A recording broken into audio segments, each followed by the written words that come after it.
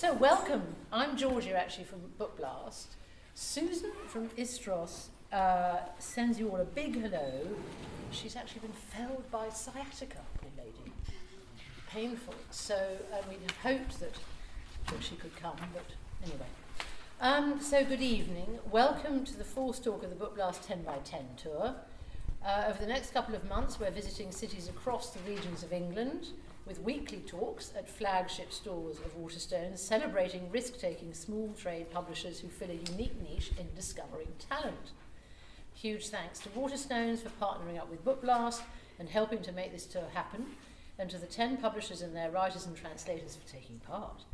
And I would not be here were it not for the support of the tour sponsors, who contributed in various ways, as well as the supporting partners. So this week we're celebrating Istros Books, which in its 7-year history has managed to prove itself at the forefront of discovering and promoting exciting new books from Southeast Europe and the Balkans, ranging from essays on the state of the EU by Slavonic, excuse my pronunciation, to fiction by 7 winners of the EU Prize for Literature and books from classic authors like Mircea Eliade and Branko Kopić, published in English for the first time. As I said, Susan Curtis, the founder-director of Istros, is unable to be with us. However, David Norris has very kindly agreed to step in for Susan. David was until recently head of Department of Russian and Slavonic Studies at the University of Nottingham, where he taught Serbian and Croatian studies for almost 40 years. He has published textbooks of the Serbian and the Croatian languages and studies of modern literature, culture and film from the region. His recent book, Haunted Serbia, Representations of History and War in the Literary Imagination, offers an analysis of Serbian prose from the 1980s about World War II, the civil wars marking the end of Yugoslavia, and NATO's attack on Serbia in 1999, focusing on the fictional use of ghosts and other uncanny motifs to represent times of instability and transition. Translator Christina Pribićević-Zorić, is that right? I hope, is also with us.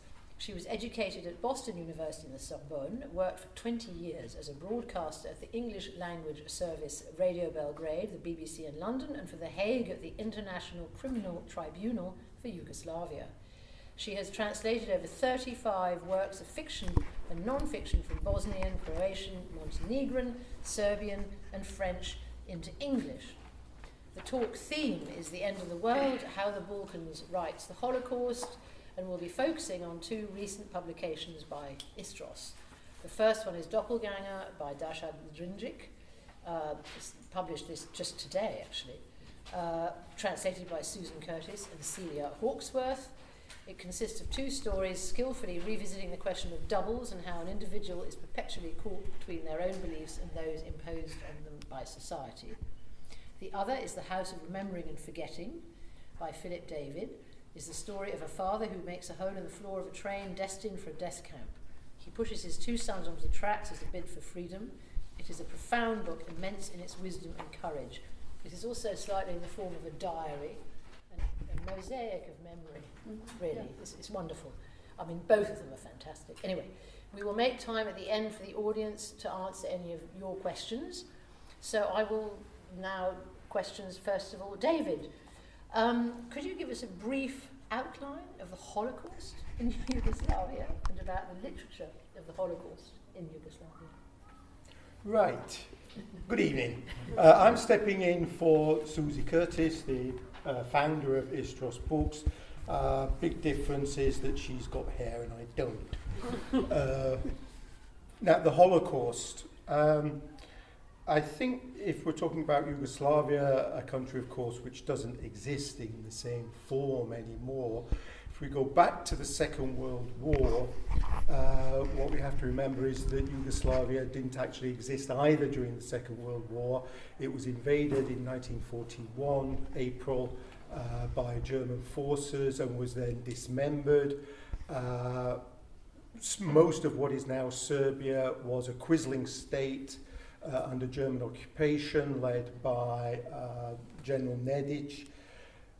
What is now most of Croatia and Bosnia was a separate state called the Independent State of Croatia, led by the Ustaše, the Croatian Fascist Party.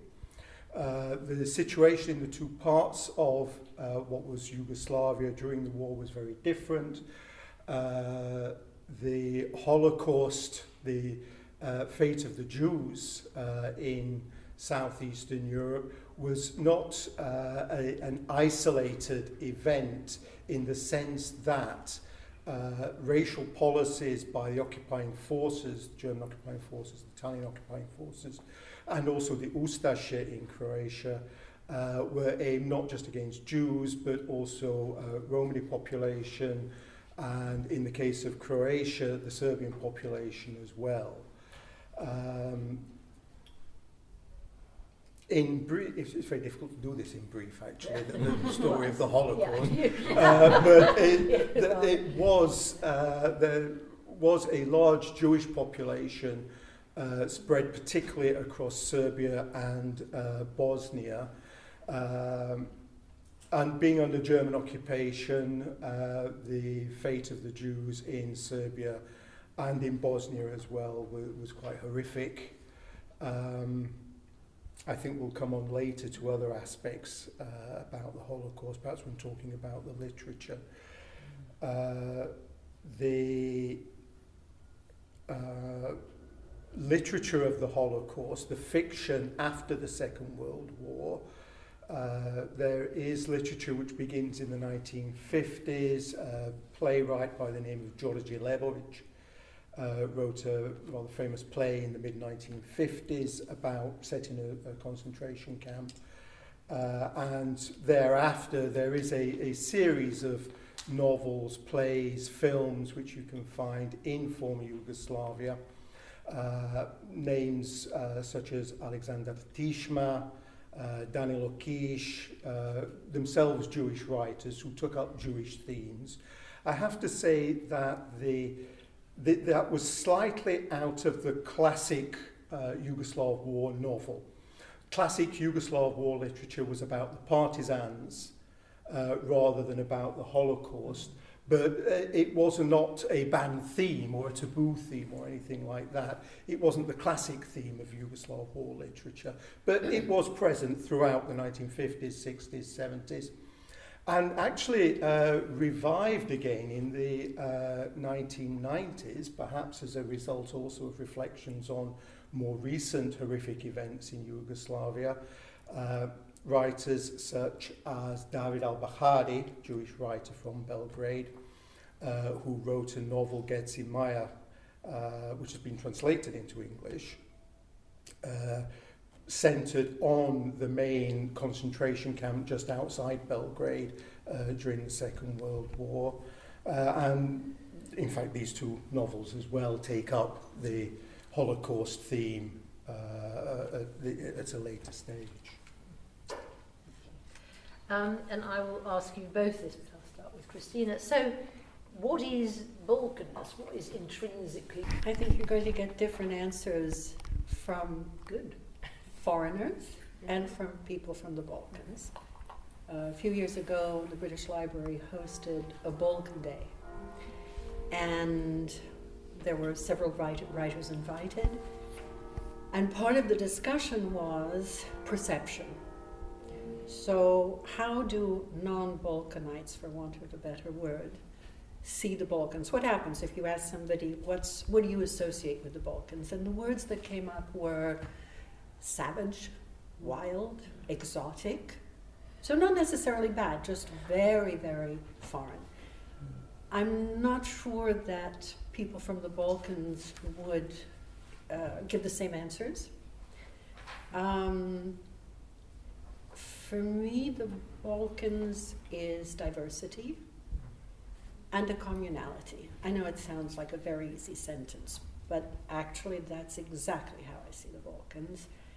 And in literature, if you read the literature, and David is much better at explaining this than I, but if you read literature from the now different parts of what was once Yugoslavia, the new countries, you will see a communality. For me, one of the things that has always interested me, and is very hard to translate, by the way, is the use of the word fate.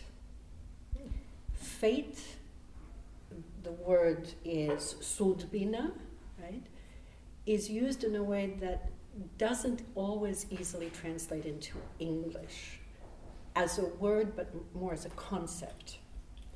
And that to me is something that I associate with the Balkans. So I'm not an expert, but I do try to understand what's coming through the language. And it can mean anything. It can mean seeing someone doing a very difficult job and saying, oh my goodness, sweeping snow in the dead of winter, and saying, oh my goodness, how do you manage? Oh, it's fate. It's my fate. I don't see this happening in the States as an answer, particularly. So that's what I mean. But it's a partial answer, and it's a very personal answer. So maybe David would have a more complete answer. Question of perception that you mentioned, Tina, is very important. This perception of savageness, etc., which is nothing new. A lot of people seem to think, it started with the 1990s and when we had pictures on our television sets every day about refugees, etc.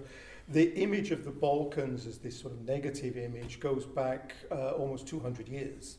We can find it being repeated, the same motifs, the same themes being used all the time about the Balkans from the outside.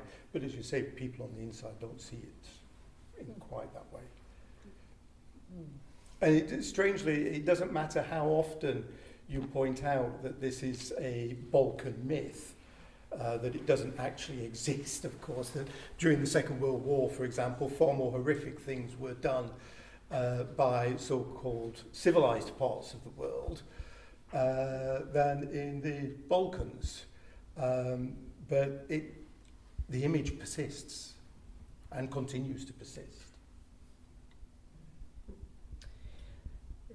What you said about the fate, I was thinking it feels rather Eastern, or in certain Arabic cultures as mektub, the whole idea of mektub and God wills it. Yeah.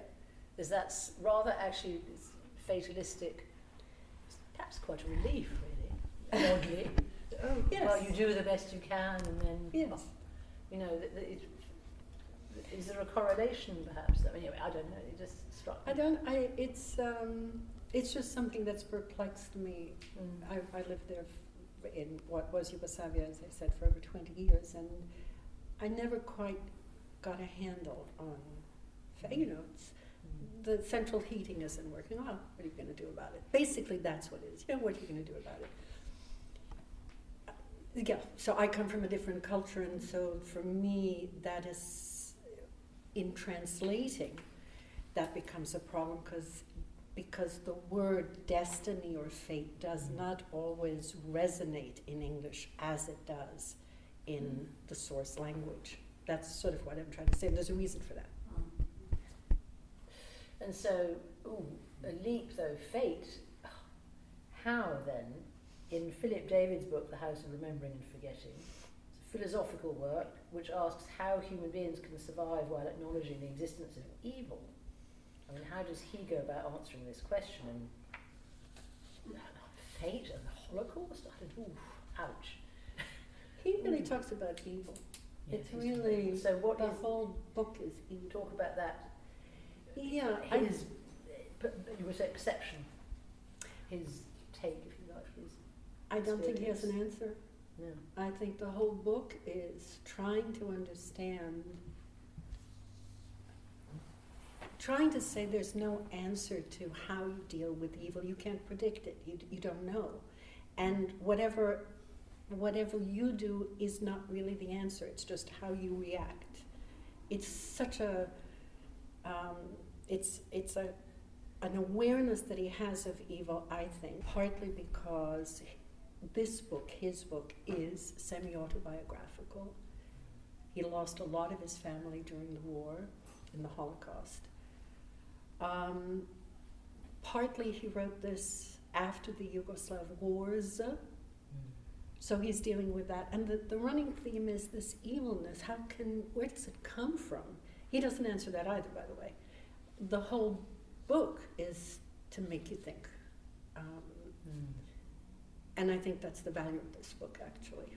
So it's like a movie that has no happy ending or sad. That's why the book ends the way it does, off into the sunset. Off we go into the sunset. And he sort of refutes the arrant, the banality. Yes. That is that is interesting. Would you like to? It is expand on interesting that a bit because more?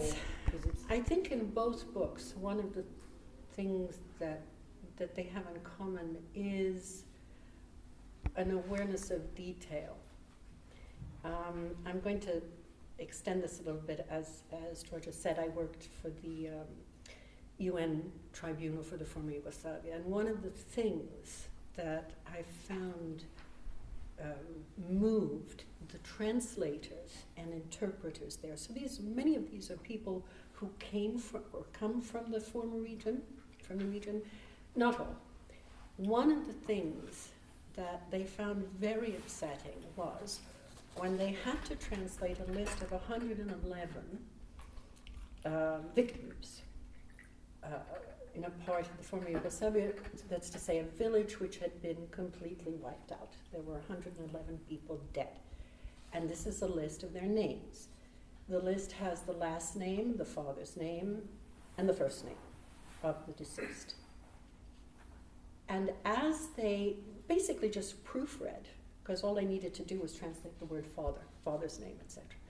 As they proofread it, several of the translators got very upset because suddenly these details, and they're just details, there's no adjective here, they became relevant, they became people. So you saw that the first name, and the date of birth, you saw that the first person was old. Then you see the second person must have been the son, same last name, age. And anyway, you go through the whole thing and then you see the relationships, and again, there's not a single adjective, nothing, just details. And that's one thing I think that both writers have in common, and a need to explain, and that's why Philip David is not really a proponent of the banality of evil, I think. What you're saying actually reminds me very much of the work of Daniel Kish as well, another Serbian Jewish writer who took up the Jewish theme in his works. He also wrote a lot of essays about his work, and one of the things that he wrote about was the difference between history and literature. He makes the point that the history books tell us that in the Second World War, 6 million Jews were killed because of the Holocaust. And he then sort of says in his essay, but what exactly does that mean? And it is the detail, it's the names. And so one of the things that fiction does, that literature does, is that it gives us a name, it gives us a proper noun, it gives us somebody who is walking around the street and then all kinds of unacceptable things happen, of which they are the victims. And it then makes it more alive. It takes away what Kish called the banality of history, which doesn't, and there is no explanation for any of this, as you say, Tina. There's no, Philip David, Dasha Drndic don't explain what this is, because the thing about trauma, the thing about these kinds of events, is that they are beyond understanding. They are outside of our conventional ways of understanding the world around us. They go into another realm. And this is where fiction, I think, that can become very powerful. These are very good examples, both these novels, of in different ways, because they're very different novels, of how fiction can bring home. It's not an understanding, and it sounds strange to say an appreciation of what evil can be, because it's already gone beyond language.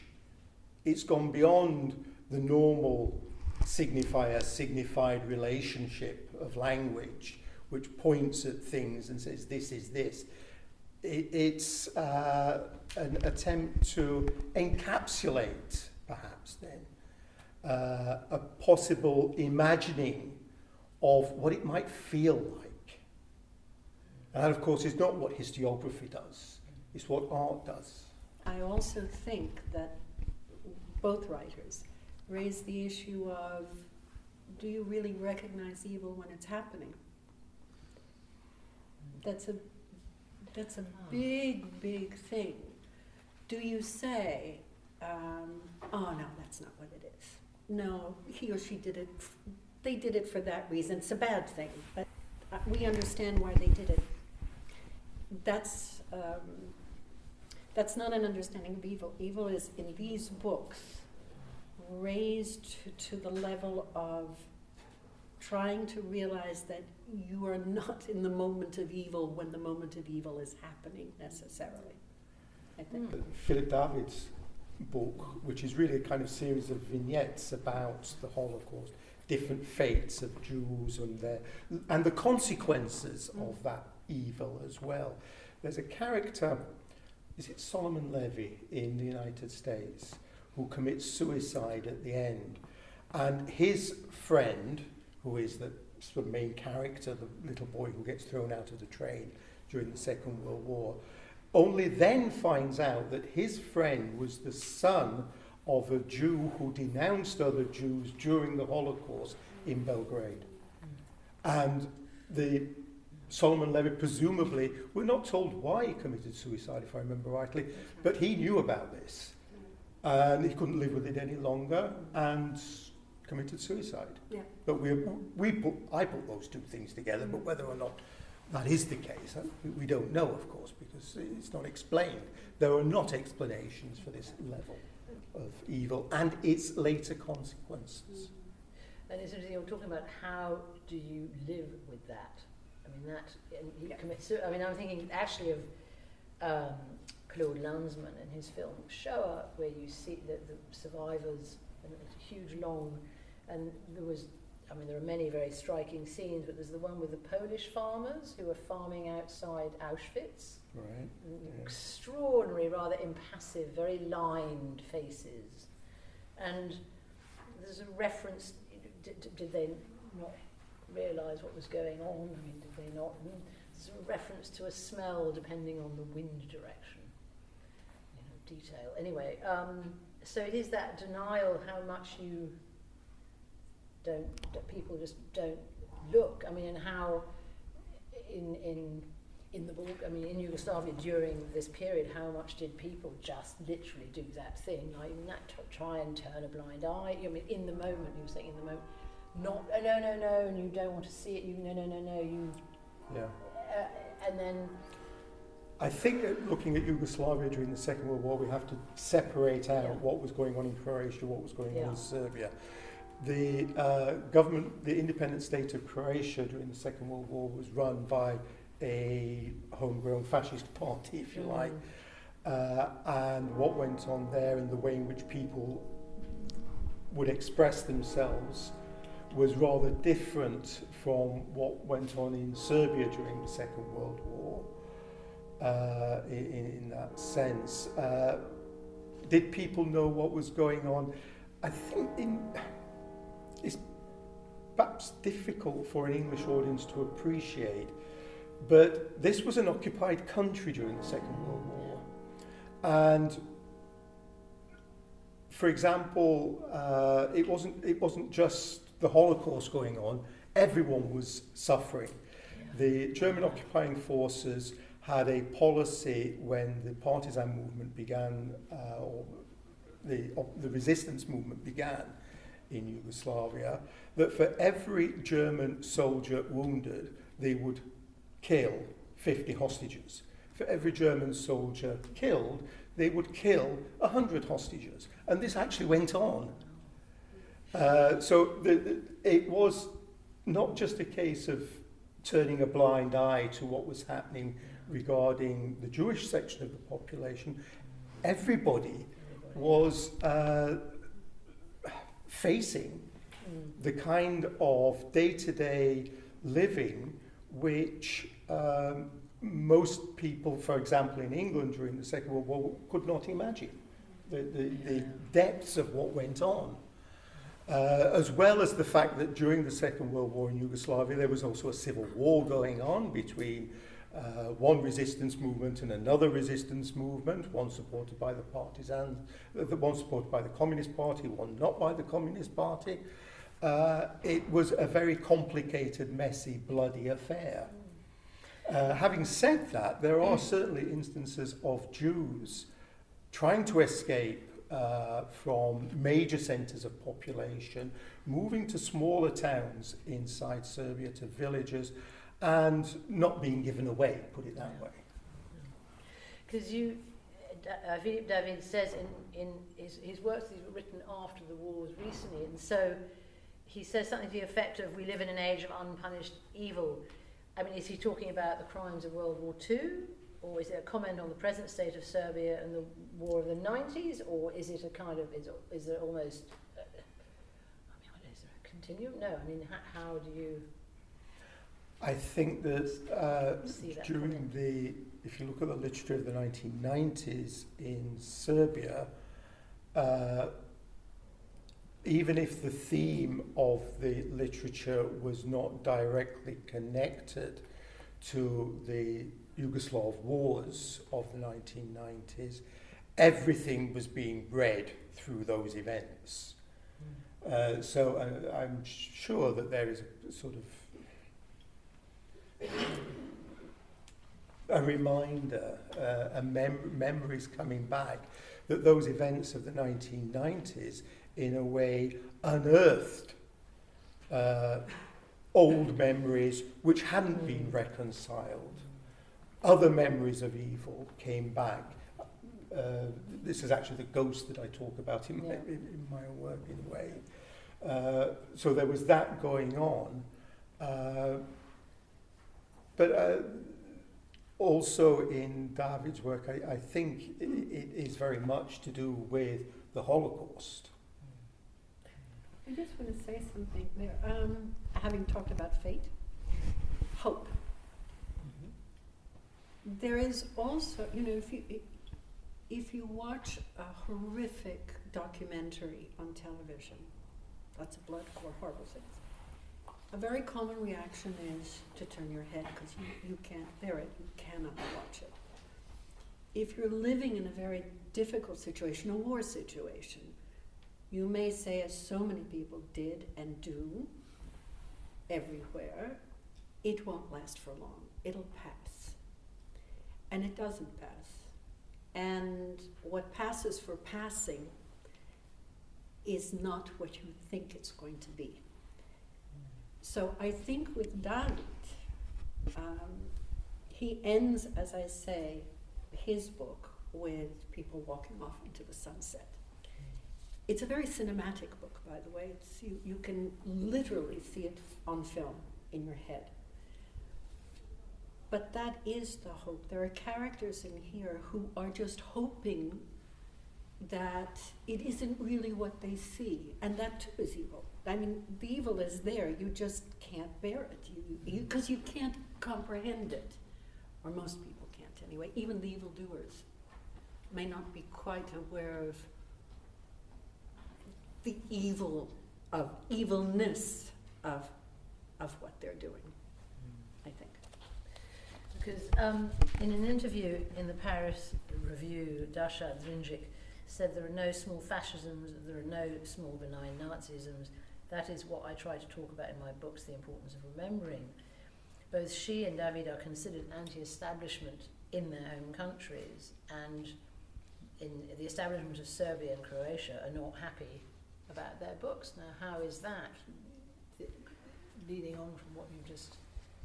Well, they write and they speak in times and in countries where it is very hard to stand up and speak the way they do it. They are lonely voices. There are not enough such voices to raise the kinds of questions we've been talking about, to question. I guess that's what I'm trying to say, to question. The tendency in very hard times is just to agree, it's easier. And also people get tired. They get tired of evil and tired of poverty and tired of fighting everything. So they kind of, not exactly acquiesce, although they do, but they kind of sit down instead of stand up, I guess that's what happens. And these two writers, throughout their lives, Dasha Dandić all of her life, and Filip David still, they stand up. He's still standing up. And perhaps in these circumstances, to realise the very different public profile that a writer of fiction has in Yugoslavia and for the new countries, which perhaps writers do not enjoy so much here, that these are public figures, and particularly I'm thinking of Dasha in Croatia. When she went back to Croatia, there were three women in particular: Dasha Dandić, Slavenka Drakulić, Dubravka Ugrešić, all three of them women, and they were publicly castigated. There were headlines about the three witches in the newspapers and this kind of thing. They actually, Dasha went to Canada, Dubravka left Croatia as well. It became very difficult for them because it wasn't just enough even to keep quiet for these public profile figures. They had to be seen to be in favour of the regime. It wasn't just enough to be quiet and not do anything. Particularly, I think this was the case in Tudjman's Croatia. Milosevic in Serbia had a rather different way of dealing with such figures. He tended just to ignore them and marginalise them, which was easy enough to do as well because it wasn't so difficult to sort of put obstacles in the way of their publishing and stop making them being public figures.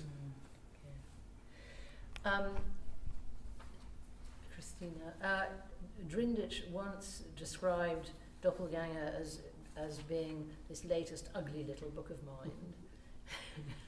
Tells the tale of two old people meeting on New Year's Eve. He's a former naval officer in the Yugoslav armed forces, she an Austrian Jew who fled to Croatia. It ends with their suicide. It's grotesque in a way, probably repulsive for readers, but it's my favourite. Can this book and much of her work be termed ugly, and why does she write? I mean, she was a tough woman, by the way, and it comes out. She had to be tough, but she was. I don't know if I can really answer that. She strips things bare.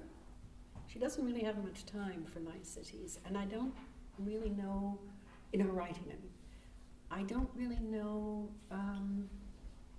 whether she's much interested in nice. I think she's interested in stripping things bare, making you swallow it, exactly watching that scene on television that you don't want to watch. Which is why she's so compelling, because you want to turn your head away, but you don't. And so in that sense, I think she's a difficult read.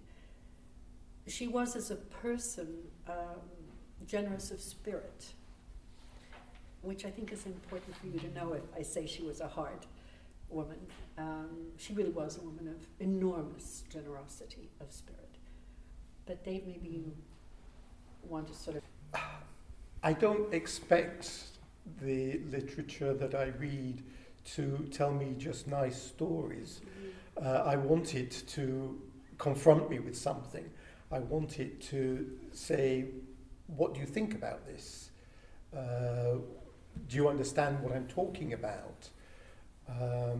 And yes, it is all stripped very bare.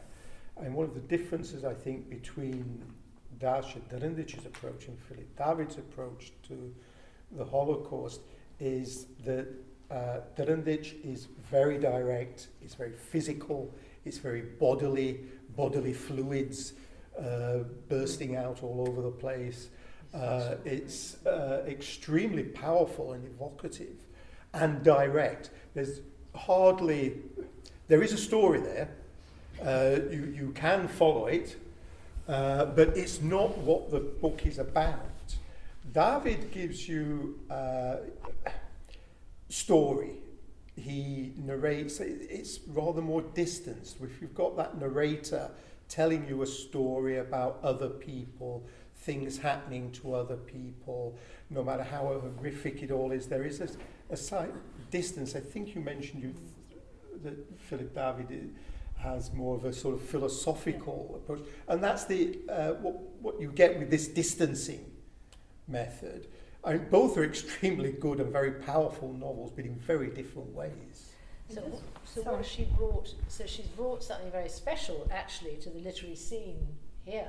I mean, outside. Oh, absolutely. What would you say? I suppose to enumerate, but the essentials of what she has brought is a sort of, for one, an absolutely original new voice, ways of, how would you... Well, I'm going to use Filip David, but I'm also talking about Dasha Bandic. When talking with Susan Curtis about the David book, one of our concerns was context. Who's going to know about this little part of Europe and the Holocaust and the references, etc. And so it was that Susan invited a historian to write a preface, and this is the only novel I know of which, it's not a preface, it's an introduction, where the introduction to a novel ends with a reading list, a recommended reading list. And it is very welcome, believe me. Do read, if nothing else, that intro, because it's just interesting. Yes. To get back to Dasha, I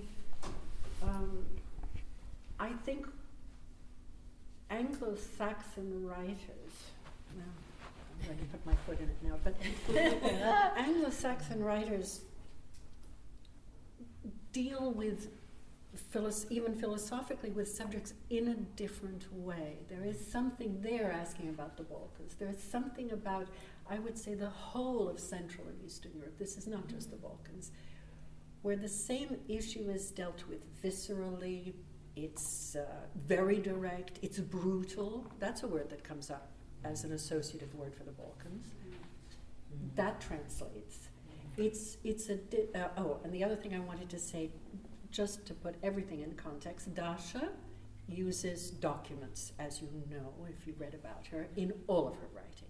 Names exist. Those people existed. The dates are correct.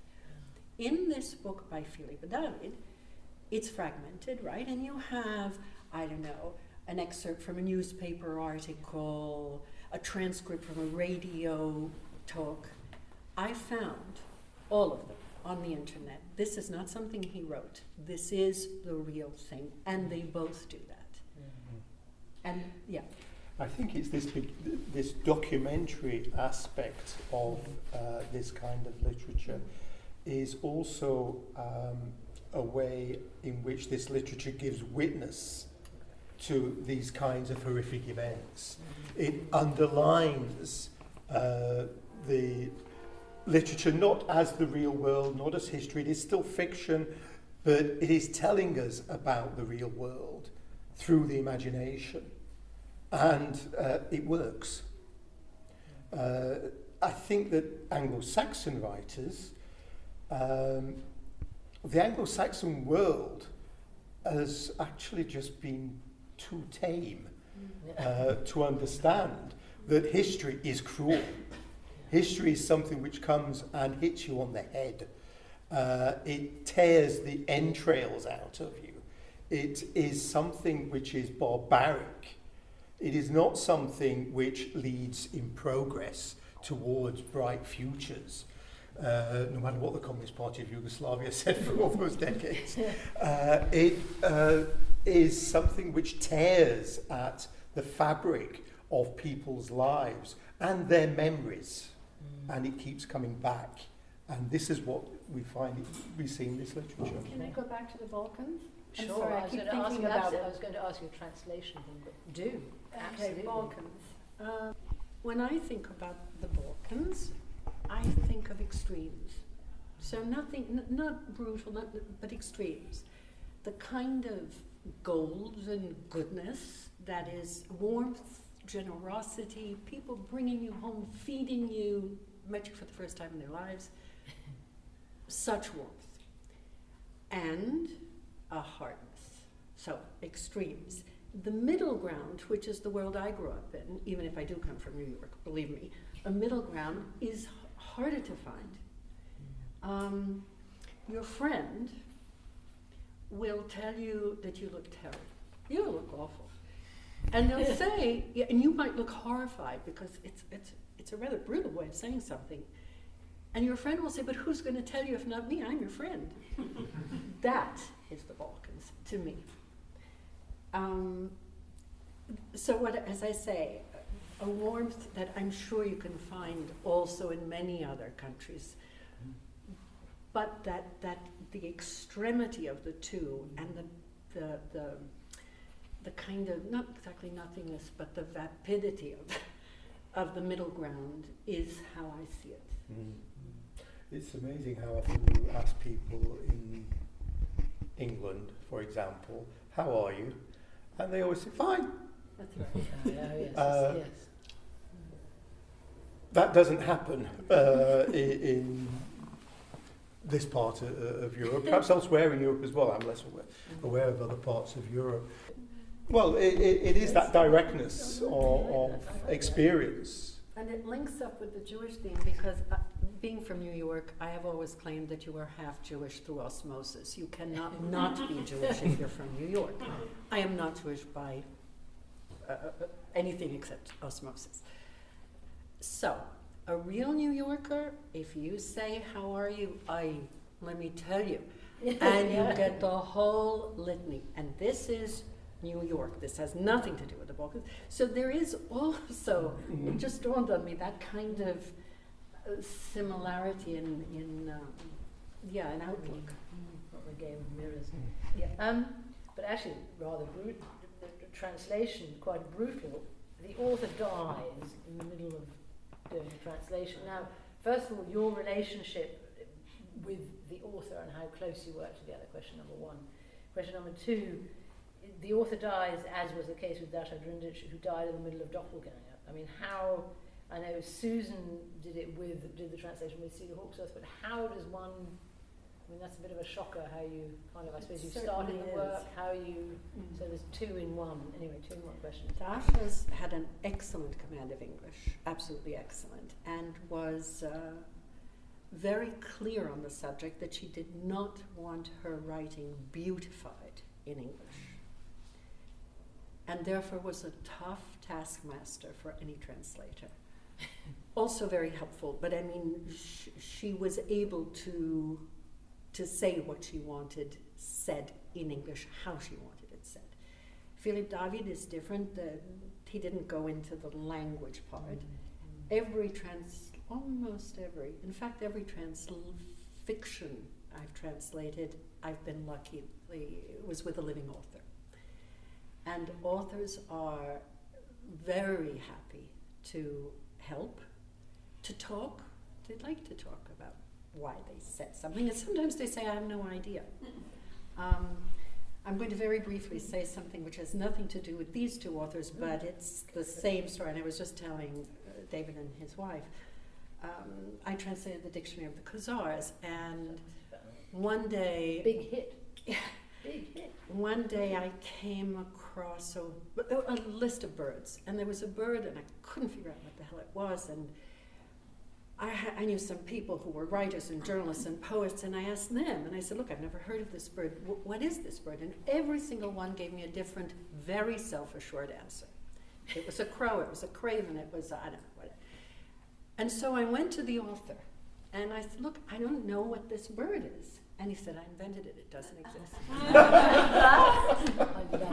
So, now to get back to Dasha. Yeah, well, actually, but I'm curious, what do you put it down, the hit? It was a big hit, that book. What do you put it down to? It was just, can you figure out, I mean, it's great. Well, one of the things I like about translation and writing is the learning process. I think it's just a book where you learn so much. The Dictionary of the Khazars, for those of you, the Khazars, existed and disappeared. That's one. Read The 13th Pride by Arthur Koestler. That'll tell you about the Khazars. So that's one thing. Milorad Pavić, divided his book into, I haven't looked at it in a long time, but into the Christian, the Islamic and the Christian, the Islamic, and the Jewish versions of a dictionary. Oh, I can give you another example. And it is why it's interesting. One of the lovely things about translation is you get to work with the author and you get to work with an editor, as with a writer. And if you have a good editor, as I did, they pick up on all sorts of inconsistencies in what you're doing. But my editor questioned the following. You have the alphabet in this book, and you have the aleph-bet, as in aleph, the letter, in Hebrew. And my editor questioned my use of aleph-bet and said it's a mistake. It must be the alphabet. It was not a mistake. But what I'm trying to tell you is the Dictionary of the Khazars, I think, did so well because it played on things, it was inventive, it was educational, and there was a story to it, sort of vaguely. And that actually was It was another also of my well questions. translated. One of my other questions was also the challenges. Well, I have to be mindful of the challenges of translating Serbo-Croatian into English. I mean, that's quite a that's a whole other probably I think every language. half-hour subject. Yeah, but I think whatever language you translate from, you're translating one culture into another, and those are the challenges. And they don't really, the languages change, but the problems don't. I'll ask one last question and then time for the audience to come in. But and also your book, Haunted Serbia, Representations of History and War in the Literary Imagination. I'm intrigued about that. And the hauntings, just a brief. What I was interested reading the literature about war in the 1980s in Yugoslavia, in Serbia in particular, there was a new wave of writing about the Second World War, which challenged the old communist assumptions about what had happened. In the 1990s, there was more writing about war with war themes because of what was going on in Yugoslavia at the time. And at the very end of the 1990s, beginning of this century, there was another wave of war writing in fiction, but based around the 1999 NATO attack on Serbia. And it was that process that I was following in this book. One of the things that I noticed is that a lot of the literature kept having ghosts in them. And these ghosts, in a way, were precisely those memories coming back. Ghosts are the unreconciled notions, the images of social violence which cannot be reconciled with our ordinary everyday living experience. And this is why the ghosts come back, because they want to be buried. That is the sense of hope, actually, as well, I think, that in Dasha Durandich and in Philip David, as well as all the literature I was looking at in more detail, that fiction which writes about these ghosts, these memories, is in a way an attempt at reconciling those traumatic experiences with our conventional ways of understanding the world through stories. But then also the elderly intellectuals in both books, they're very neglected, very impoverished, in a very bad way. I mean, is that how elderly intellectuals are treated? No, I mean, how I does thought society poverty and intellectuals went hand in hand. Excessively, indeed, excessively so. Is that how? I mean, in society, how are intellectuals between cultures in this country, intellectualism versus in Serbia? I mean, how are they actually in reality treated, or how are they respected, supported? Serbia at the moment and Croatia as well are both countries so-called in transition, going from one kind of economy, one kind of political system towards another kind of economy, another kind of political system. And believe me, being in transition is no fun. It is chaos. It is losing one set of certainties. You thought that the world was such and such, and then all of a sudden the world becomes something else. And that's what's going on. And it's very difficult for most people to actually live with this. What you thought was positive, all of a sudden becomes a negative. What was a negative way of behaviour, suddenly becomes the only way in which you can make your headway in this sort of early capitalist sort of society that is being emerging from the ruins of communism. Now, I realise we've overrun, we're about to overrun, but 5 minutes for questions? It was such an interesting discussion that... Oh, anyway, but have you got questions? Is that all right, Dan? 5 minutes? Questions? Yeah. Would anyone like... Thank you both for a very engaging discussion. I really enjoyed what you particularly had to say, David, about kind of ghosts of kind of previous conflicts. And I just wanted to ask about kind of whether complicity comes into kind of this, because there seems to be, particularly in Philip David's book, this idea of like mirrors of self and other, but also of kind of trying to reconcile yourself with that other through conscience. Like the main character, Albert Weiss, has this incredible amount of guilt for the loss of his brother Elijah, for example, and also Solomon Levy, who, with the example that you brought up earlier, he is kind of haunted by this character who draws symbols outside of his doors and then delivers this box to him with the photographs and the documents, which then reveal his father's guilt to him, kind of as I think we're kind of on a similar page in that kind of interpretation there. I just wanted to ask kind of you both about this idea of complicity, and even when there is such an outside driving force of evil, that even kind of the victims seem to take on this kind of this a portion of this blame. Relationship between victim and aggressor, which I suppose we like to think is a very straightforward relationship, is not a very straightforward relationship.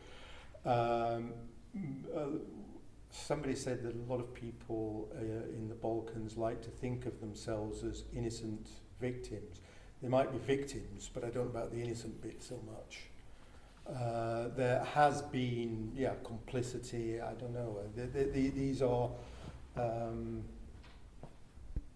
the irreconcilable elements, I suppose, of confronting the past, facing the past.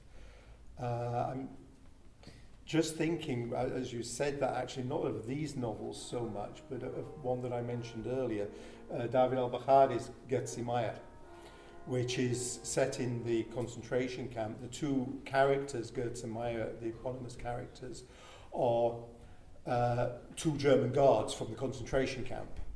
In this concentration camp, which was actually a real concentration camp set just over the river from the old part of Belgrade in an old exhibition ground.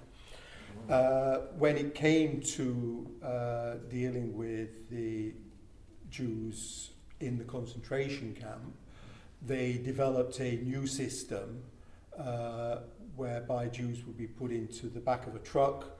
The exhaust pipe would then have an extension fitted on it, which would go into the truck. And there would be the gas trucks. Goetz and Meyer were the names actually of the two drivers who used to drive this around. And the novel is a very complex look. Of course they were doing evil. No one's questioning that. But strangely enough, they come back at the end as ghosts, or perhaps they do. It's not quite as clear as that.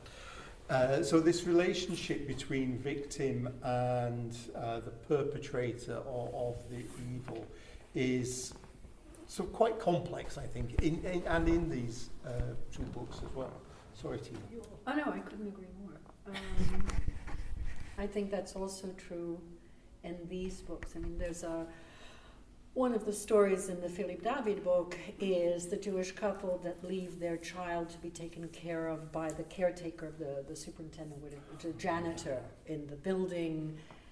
And what happens is the janitor then abuses and does terrible things to her, and she survives, and etc. And I think there's always the feeling of guilt is not a question of surviving. It's a question of what what you fear you were doing while the evil was being done. I don't know how to put it more clearer, but that is the guilt. In a way, almost. Exactly. Adding, Did you?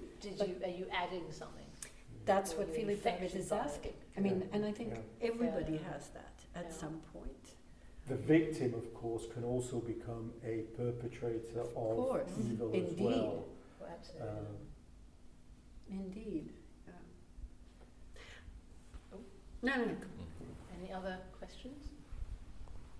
The direction of literature in the region, because it seems to me from what you were saying around ghosts and the meaning of the Balkans and the relationship to history, that it's taking a direction, a modified direction through the migration crisis, and wars being seen in terms of the experience of being a borderland, of not being a region that is able to, struggles to create a secure home in the world. You said the theme of there being no world, that sort of theme of there being no place in a world, and that theme of ghosts in the sense of dying communities. Certainly the themes from Croatian newspapers are ones of the death of the country, of coyotes taking over islands, of there being more wild animals than there are people, as being a sort of a current existential theme that presumably will then translate and inform the next wave of literature. I passed the buck. Well, I mean, somebody has said that in Serbia, I think the same goes for Croatia, there's also Bosnia as well, that the governments of those countries is rather like when the madmen take over the asylum. And I think that there's an element of that in those places. Sorry, to pick up on the image of wasteland coyotes and stuff. Neglect. The first word that came to mind as I was listening to you was neglect. In countries going through transition, hard times, you wouldn't want to live through it. Again, extremes, poverty, trying to pull out of something, let's give them the benefit of the doubt there. The neglect that happens regarding ordinary things, the sanitation department emptying your garbage bins, your garbage cans once a week. They may come, they may not. People who lose everything, not because they were in a war, but because things are collapsing all around you. Things that were certainties yesterday are not certainties anymore. That's actually what you do learn. I find one of the things that I did learn from the tribunal working there, from these documents, is exactly that, the loss of certainty about everything, basically. And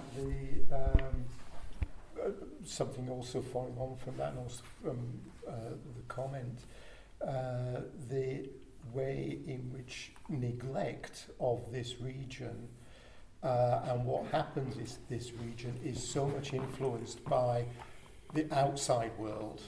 These are small countries, they are not economically powerful, they are not militarily powerful, they've got no political clout in the world, and then all of a sudden countries from the outside start getting involved in conflicts there. I remember writing for the Foreign Office in about 1993, when Britain was thinking, should we get involved in the situation in Bosnia? And I wrote a report for the Foreign Office and said, if you do so now, you'll be there for the next 20 years. And they were. Because these conflicts do not end so quickly. It's very... Kosovo, for example, which is still there with us as an issue, is now an international political football. Nobody cares about Kosovo anymore. The government in Britain never cared about Kosovo, the American government, the Russian government, but it is now a political football in the international arena, with one side supporting the Serbian view, which is now China and Russia, the other side, most of the EU, not all of the EU, and the United States supporting the Kosovo viewpoint. But nobody is actually concerned about Kosovo or what's going on in that region. It's a political football which the great powers use amongst themselves, which in the Balkans they've been doing for the last 250 years, whether it's the Austro-Hungarian Empire or NATO. Yeah. Sorry. On that note,